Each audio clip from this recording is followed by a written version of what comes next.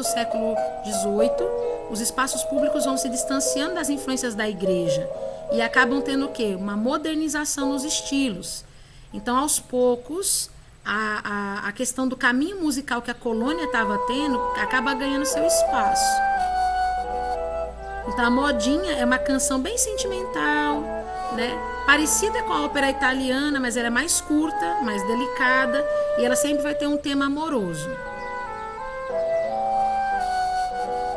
E quem foi aquele que popularizou a modinha foi um padre chamado Domingos Caldas, a partir de 1775. E essa música bem levezinha, bem suave, com temas de amor, acabou, vamos dizer assim, na nossa linguagem, né, viralizando na corte. Aí a gente associa a modinha com o lundu, né, por conta aí da questão da escravidão, que era uma questão cultural na época, né? E aí esse estilo acaba aproximando as duas classes, os pobres e os ricos.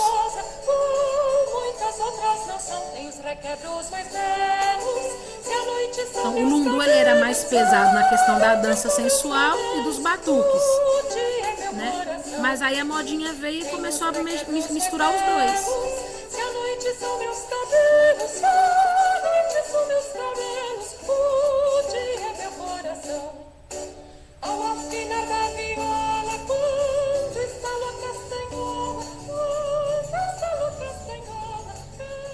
Aí aqui, ó, o que você já percebe? Você percebe que a suavidade da música, ela permanece, mas tem uma marcação um pouco mais forte, trazida aí talvez por conta do pandeiro, por conta de um tambor, né? Isso vem do lundu, que veio da África, que é uma característica que está intrínseca na cultura brasileira por conta da escravização que a gente passou, o processo de escravização aí do pessoal que foi sequestrado, costumo dizer assim, né? Tirado das suas famílias para vir trabalhar como escravos aqui no Brasil. Então, o lundu ele era mais dança, né? Assim, com umas batidas muito fortes pela questão do tambor. Quando isso se mescla com a questão da modinha, gerando aí talvez o machixe, mesclando aí com a polca, a gente tem aí um novo ritmo, né? Que vai dar aí vamos dizer assim, uma organizada aí no cronograma temporal aí da arte nesse período aqui do século XVIII, certo?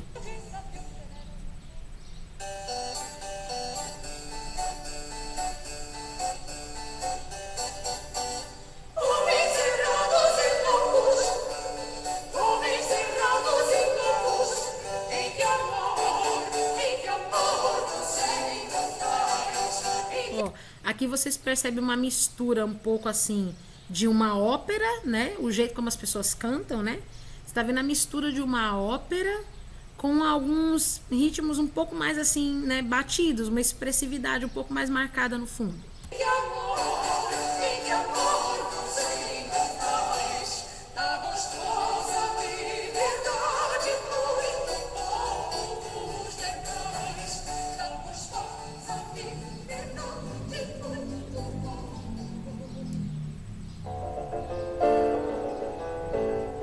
Essa já é uma música de Chiquinha Gonzaga. Essa daí já foi Chiquinha Gonzaga que compôs.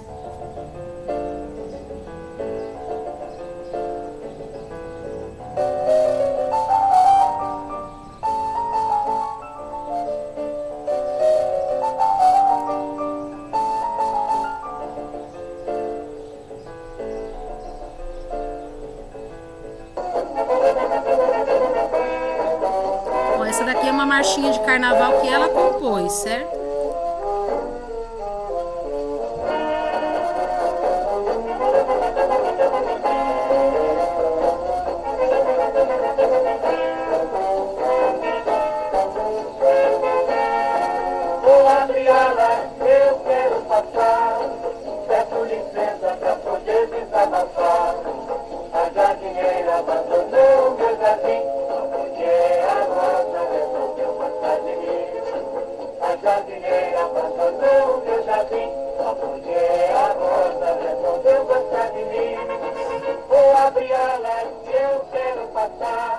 Vocês conhecem essa música?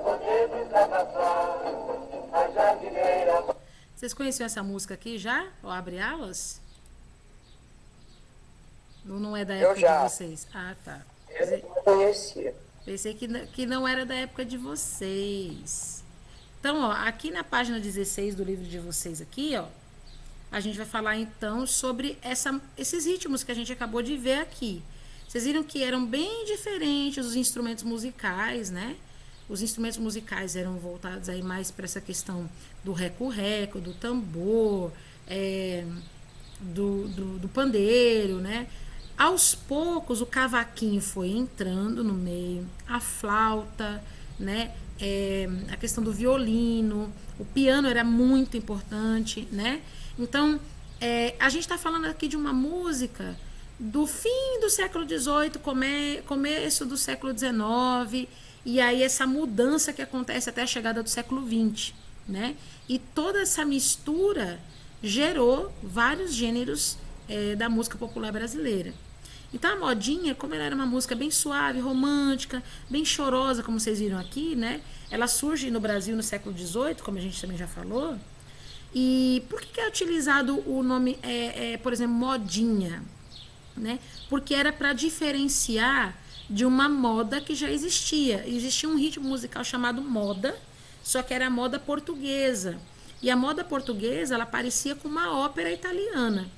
Então, aqui no Brasil, foi apelidado de modinha, porque era parecido com a moda portuguesa, só que ela falava de uma maneira assim mais delicada sobre questões amorosas, né? Então, a gente tem aí uma música que era apresentada à corte, né? À corte de Lisboa, por um cantor brasileiro chamado Domingos Caldas Barbosa, né? E ele fez muito sucesso, claro, né? Ele fez muito sucesso. Mas às vezes ele escrevia algumas canções que eram um pouco maliciosas, sabe? Aquelas expressões de duplo sentido que até hoje a gente tem. Muito parecido do funk que a gente vê hoje, né? Então aqui no Brasil, no século XIX, a modinha ela se tornou expressão de poesia musical, de um sentimento amoroso que estava sendo expressado através da música, né? Mas como vocês podem ver até aqui, não temos nomes de mulheres compositoras. Então a gente vai ver aqui, ó, Joaquim Manuel, anteriormente aqui, ó, a gente viu o nome do Domingos Caldas. Era muito comum os homens serem compositores, certo? E olha os nomes das músicas, olha. Tem uma música aqui que ele chama de A Melancolia. Se me desses um suspiro desde o dia em que nasci, e a melancolia. Ó. Se me desses um suspiro é o nome de uma música. Desde o dia em que nascia outra música e a melancolia era outra. Então, as músicas eram sempre assim voltadas para a questão de amor, do sofrimento, a dor no peito. Depois, elas se tornaram um pouco mais rápidas, né? No tempo musical começou a ser um pouco mais acelerado e transformou, então, em algumas marchinhas de carnaval, né? Que os grupos de escolas de samba do Rio de Janeiro é que começaram a compor as suas músicas, como a que a gente viu aí agora, né? Da O Abre Alas, né? Quem compôs Ao Abre Alas foi a Chiquinha Gonzaga, mas no início ela não foi apresentada como sendo, vamos dizer assim, uma composição de uma mulher. Só depois é que ela foi realmente mostrou que foi ela que fez a música, mas no início ela foi, vamos dizer assim, divulgada com o nome de um homem, sendo aí o compositor. Era um pseudônimo que a gente coloca assim, né? No século XIX, no século XX, né, no final do século XIX para o XX, a modinha ela começa a mudar, né? Ela deixa de ter um compasso de 3 tempos, que nem o da valsa, né? Como é que é o compasso da valsa? Tum, tá, tá, tum, tá, tá, tum, tá, tá, tum, tá, tá, tum. A valsa é assim, né? A valsa quando você vai dançar, né? Tum, tá, tá, tum, tá, tá, tum. Ela tem assim um compasso de 3 tempos. Aí ela passa a ter agora uma forma diferente de tocar. Então ela ganha agora um compasso diferente, né? E aí ela vai ter o quê? Ela vai ter uma modificação. Ela vai fazer agora realmente uma alegoria ao sentimento amoroso sofrido, né? Aos homens apaixonados que sofriam na porta das casas das amadas, esperando que elas saíssem nas varandas só para ter o privilégio de vê-las. Hoje não é assim, né? Antigamente era desse jeito, as mulheres não podiam falar com os homens na rua e os homens sofriam de amor e paixão, aguardando o momento em que elas colocassem só a mãozinha assim, né, no vitrô da janela para poder dizer, né, olha, né, boa noite, tipo assim, né? Não tinha um WhatsApp naquela época, né? E hoje em dia tem o WhatsApp, o povo não quer nem saber disso, o povo manda nudes, né? Que ponto que nós chegamos, né? Então, o lundu, agora falando do lundu, né, ele é um ritmo mais expressivo em dança e canto, justamente por conta da questão africana, né, sendo principal influência. Os negros que vinham para cá, para o Brasil, eles vinham de diversas partes, né, da África, mas em grande maioria eles vinham da Angola. Por isso que na época vamos dizer assim, eu não sei se eu posso dizer colonização, mas na época em que o Brasil já estava tendo esse processo colonial e que os senhores de engenho já tinham ali os seus negros escravos, nesse período as pessoas diziam assim, quem diz Brasil diz Angola, porque era tanto angolano que tinha aqui no Brasil, né, que o povo dizia, vale meu Deus, é mais angolano que gente nessa terra, né? Então é nessa época aqui que a gente está falando, nesse contexto. Então a coreografia que eles faziam, vocês viram ali, né, era marcada ali pelo encontro dos umbigos, né, dos homens e das mulheres. Isso era totalmente inadmissível para uma dança dentro da corte, né? Na corte os homens não faziam isso. Então essa questão aí da umbigada, né, de um umbigo batendo no outro, né, e esses movimentos circulares, né, no movimento da cintura, esse rebolado circular, aonde o umbigo, né, bate no outro, né, era uma forma muito, em alguns aspectos, até obscena para algumas pessoas da corte, mas ela era realmente bem sensual devido à questão aí dos negros mesmo, né? Então o lundu ele foi sem dúvida a primeira forma musical de origem africana que foi assim inicialmente rejeitada, mas depois começou a ser aceita pelos brancos, né? E como a gente percebe, a sensualidade nos movimentos causa muita polêmica aqui nessa época, mesmo porque não era uma coisa que se via totalmente, não era uma coisa visível sempre. O costume da época era que as pessoas dançassem como dançavam na corte. Então, como o pessoal começou a querer experimentar coisas novas e via uma forma mais atípica, uma forma mais diferente, então, aos poucos, os brancos começaram a se envolver nas danças e era muito comum ver brancos e negros dançando as rodas das fogueiras, né? E os brancos que se enfrentavam, os brancos que aceitavam esses desafios, vamos dizer assim, de dançar junto com os negros, depois eram mal vistos pela sociedade, até que a sociedade foi abrindo mais, né, espaço para isso.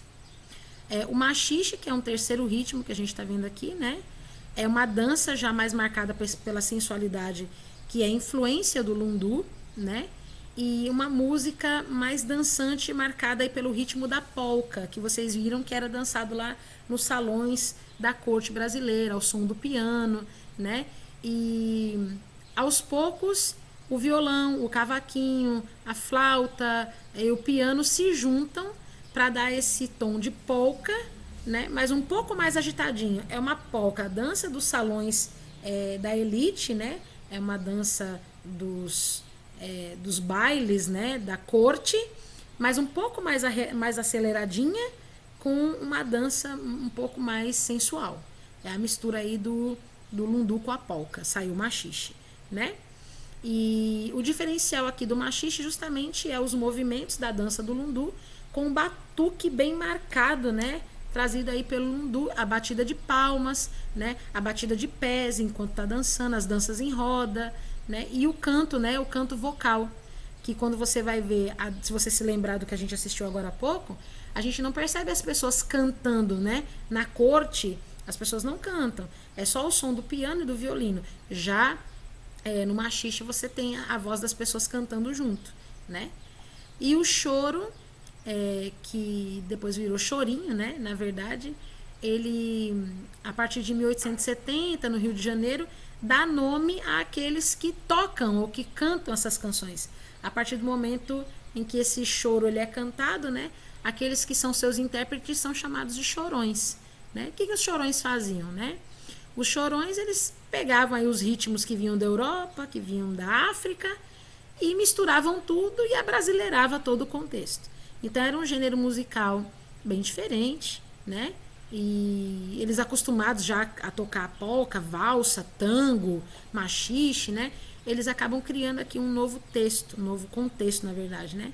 Então, o flautista e compositor João Antônio da Silva Calado, né, que a gente viu representado ali, né, naquela minissérie que eu falei para vocês ali da Chiquinha Gonzaga, era o negro que começou a tocar ali a flautinha, né? Ele é o Antônio Calado, né? Que é esse que está representado aqui nessa imagem, né? O Antônio Calado, ele era um negro abolicionista, muito culto, músico, né? Que se destacou muito nessa época aqui. Ele criou diversas músicas e criou aí, né? Esse gênero musical muito conhecido hoje, né? Onde ele misturou o piano, o cavaquinho, o violão, a flauta e o bandolim. E o Antônio Calado, ele criava diversos torneios, né?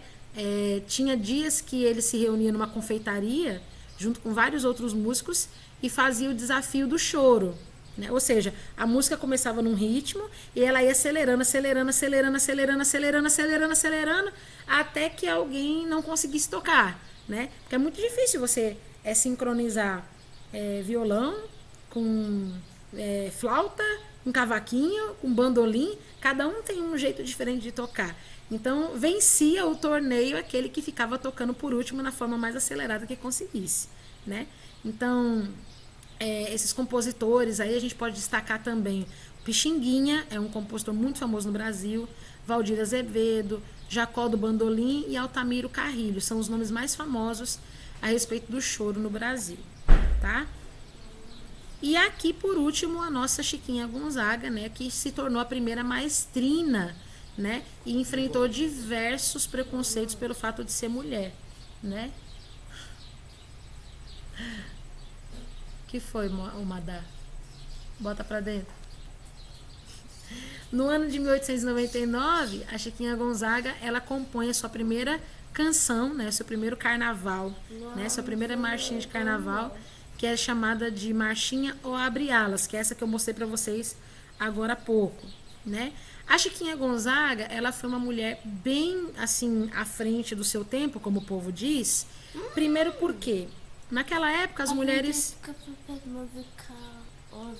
Tá bom, meu amor. Naquela época, as mulheres, elas não podiam se separar dos seus maridos.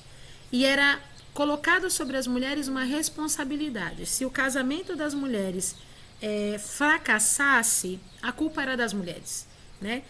E vocês sabem também que nessa época aqui era muito comum as mulheres se casarem com um homem de influência, um casamento arranjado pelos pais, e esse homem de influência mantém um relacionamento conjugal só para manter filhos, só para ter uma descendência, quando na realidade ele teria vários outros relacionamentos além do casamento.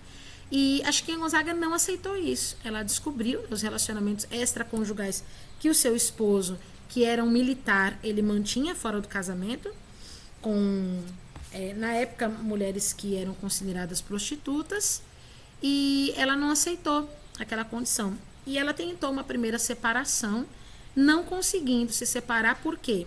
Porque o marido proibiu ela de levar as crianças. Ela tinha 2 crianças nessa época, né? Então o marido disse que ela teria que escolher, ou fica em casa para ter acesso aos meninos, ou vai embora e esquece que tinha filhos. Então ela ficou em casa por um determinado tempo. Ela acabou engravidando da 3ª criança, né? E a partir daí ela teve esse conflito. Ela não queria ficar, o marido não permitia mais que ela tocasse. Ela era uma musicista maravilhosa, ela tinha um piano na casa dela, foi presente do pai dela. Só que o marido não queria mais que ela tocasse e começou a meio que judiar dela fisicamente, né? Há uma cena na minissérie que realmente é um relato verídico, onde ela estava na sala tocando o piano, porque ela gostava muito de tocar, então ela esquecia do tempo. O tempo passava muito rápido, ela esquecia dos afazeres da casa. Uma vez que tinha escravos para cuidar da comida, para cuidar da limpeza, para cuidar das crianças, ela se esquecia, né, do sofrimento que ela passava na vida que ela estava vivendo através da música.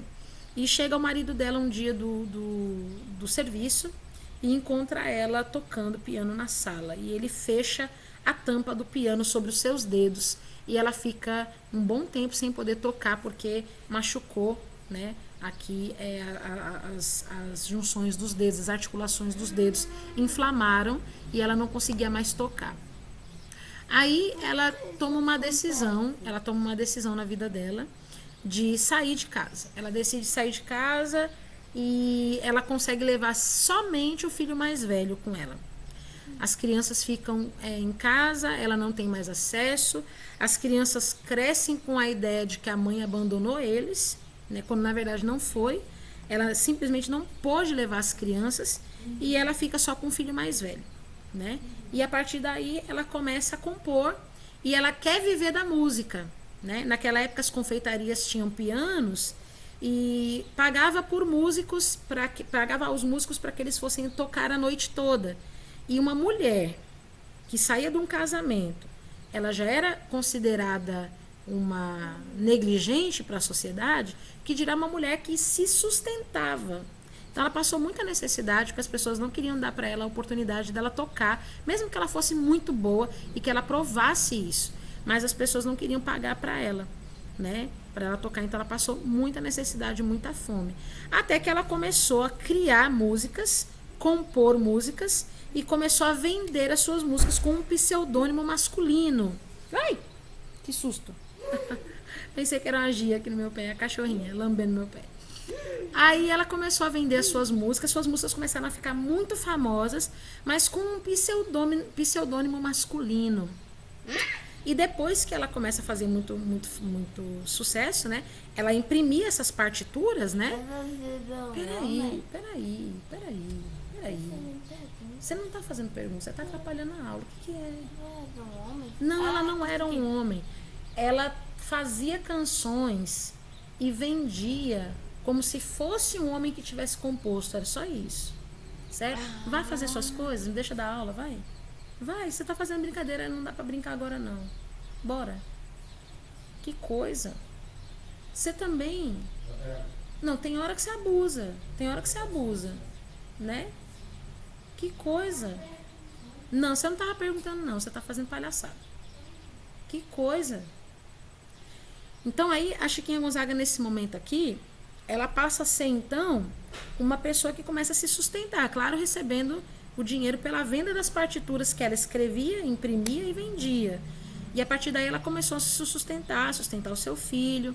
Mas não demorou muito tempo, as pessoas descobriram que era ela quem estava fazendo aquelas canções. E ela voltou a estacar zero de novo. Só depois que ela foi realmente ganhando espaço, lutando pelos direitos. Naquela época as mulheres não tinham direito algum. Então ela sofreu muito nessa época aqui, né? Aqui tá mandando vocês fazerem uma atividade que é para vocês pesquisarem sobre a vida de Chiquinha Gonzaga, né? E eu vou mostrar para vocês aqui uma das músicas mais famosas dela, que não é essa marchinha de carnaval aqui, tá? Uma das músicas mais famosas dela é essa chamada Atraente, certo? Essa música aqui, que inclusive a gente já ouviu aqui, num dos vídeos aqui a gente já ouviu, tá? Aqui nas atividades que a gente vai passar para vocês para casa, tá dizendo para vocês fazerem tudo em grupo. Mas como vocês sabem, nós estamos em isolamento social, então todos vão fazer individualmente, tá bom? Vou passar para vocês aqui a música Atraente da Chiquinha Gonzaga e depois a gente vai para o nosso intervalo, tá bom? A atividade de casa hoje é só a página 19, tá? Para semana que vem.